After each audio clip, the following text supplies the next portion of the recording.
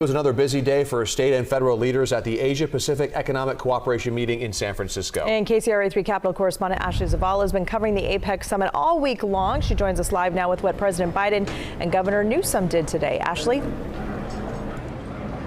Lisa and Ty, those conversations among international leaders continued on this final day of the APEC CEO summit. For the last couple of days, it's been a mixing and mingling of the top leaders in government and business, all being hosted by the United States and President Joe Biden. Those here say that these discussions have been key, not just for the economy, but for the future of the world. President Joe Biden taking the APEC stage in San Francisco amid a busy week of meetings. This is a city of synonymous with innovation and breaking barriers, where collaboration and coming together have always been key to unlocking our potential. In his speech Thursday, Biden touted the United States economy and its investments from Asia. On the heels of his meeting with Chinese President Xi Jinping, Biden said it's important for the leaders of the two largest economies to have an open line of communication despite their differences. That's what the world expects of us.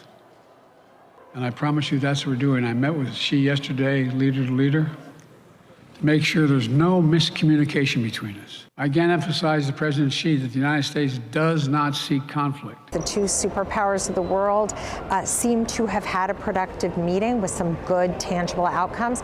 That just sort of allows everyone to take a deep breath and focus on all the other things we do. California Lieutenant Governor Eleni Kounalakis is the finance chair of APEC and has participated in 16 events this week, plus 5 meetings with foreign leaders. Great to have you.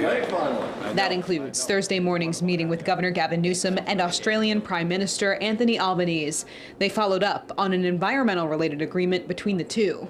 Foreign leaders want to meet Governor Newsom. They're interested in some of the very bold positions he's taken and work that he's done, not just as governor, but even before. Leaders at different levels from these countries have been engaging us quite a bit, and that's been a great opportunity.